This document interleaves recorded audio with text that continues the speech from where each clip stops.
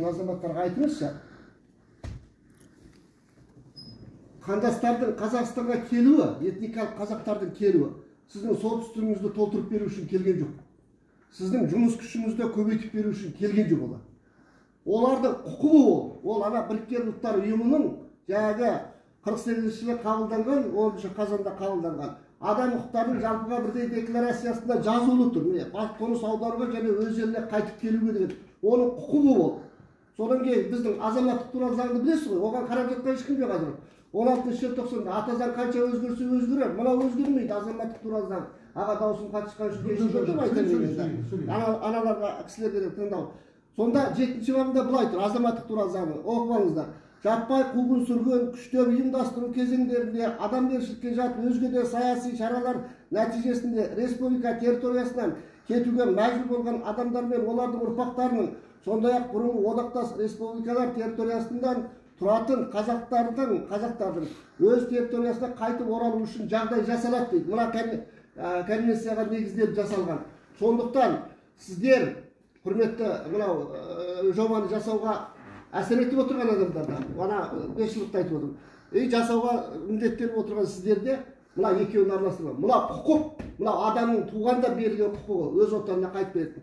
Міне, жасырмай айтайын, Шерубай Алман 16 жылы бір кетті Қытай жаққа, 32 жыл бір кетті, 53 жыл жалғыз қайтып келді. Енді оның қалғаны қайтып келмекші, оның құқығы осы отаны жалғыз. Түсіндіңіз ба?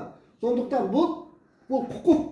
Анау Біріккен Ұлттар ұйымынан берілген біздің ата заңымызбен бекітілген, заңдармен бекітілген құқық. Ал солтүстікке апаруымыз ол саясат. Ал сен мынау өзі таңдау керек, ол адамның құқығы тумасында. Соның азаматтықты қай жерде тұрып алам, қай жерге барам ол өзі. Ал жоқ бірден барып аламын десе, жаңағы Дүкен мырза айтқандай, өзі барып ала берсін сол жерден барып. Бірақ оның құқығын шектеуге ешкімнің қақысы жоқ. Егер осы сөзбен көнбесеңіздер, жоқ деп қабылдай алмасаңыздар, онда біз бүйтейік. Біріккен Ұлттар ұйымының өкілдігі бар ғой бізде Қазақстанда. Солармен бірлесіп отырып біз жиналыс ашып осы үлкен конференция қылып ашық талқылайық.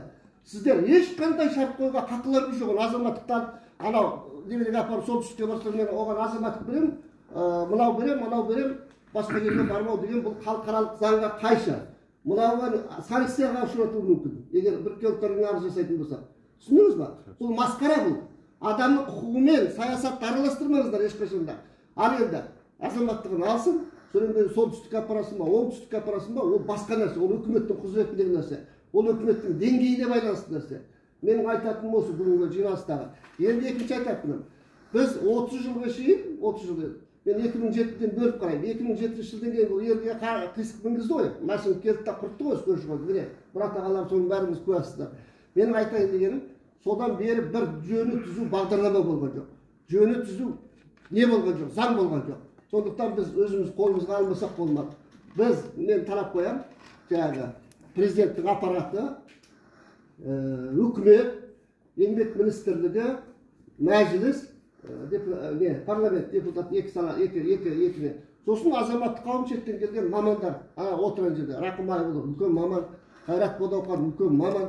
Отырамызда өзіміз жасайық. Заңды өзіміз жасайық, тұжырымдаманы өзіміз жасайық. Анау бағдарламаны өзіміз жасап көмектесейік. Жаңа кім айтты? Дүкен мырза айтты, тағы қайсы айтты, солтүстікке баруға мен барам деп таласатын бағдарлама менде бар.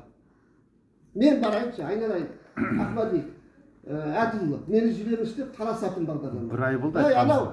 Бір ай болды айтқаныңыз. Жоқ, айтамын, сендер шақырған жоқсыздар. Шақырдық қой, 2 рет келдім. Жоқ, ол сен шақырып бүйтіп бере салатын нәрсе емес ол.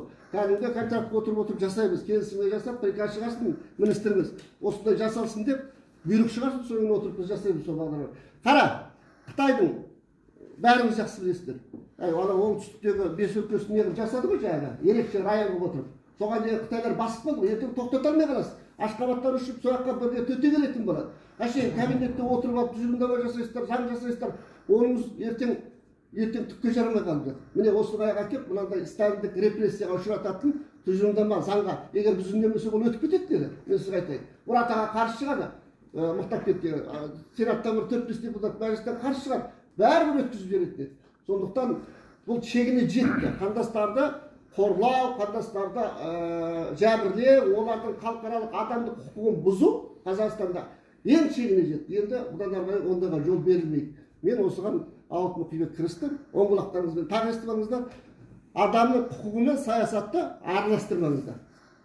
Сосын ең соңғы өтінішім, мына азырғы қолданыстағы заңның азаматтық беру 3 айдың ішінде ғой, соның бір нүктесіне тиісуге болмайды. Мүмкіндік болса 2 айға түсіру керек. Мүмкіндік болса 1 айға түсіру керек. Тіпті мүмкіндік болса шетелден азаматтығын алып келетін елшіліктер арқылы норманы енгізу керек. Мен үшін бар. Ондай тәжірибе де бар. Егер оған шамаларымыз келмесе, мынаның бір әрбір өзгертуге болмайды. Сосын ары қарай жасай бер. Өкіметіміз солтүстікке апарады. Мен қосып. Рахмет.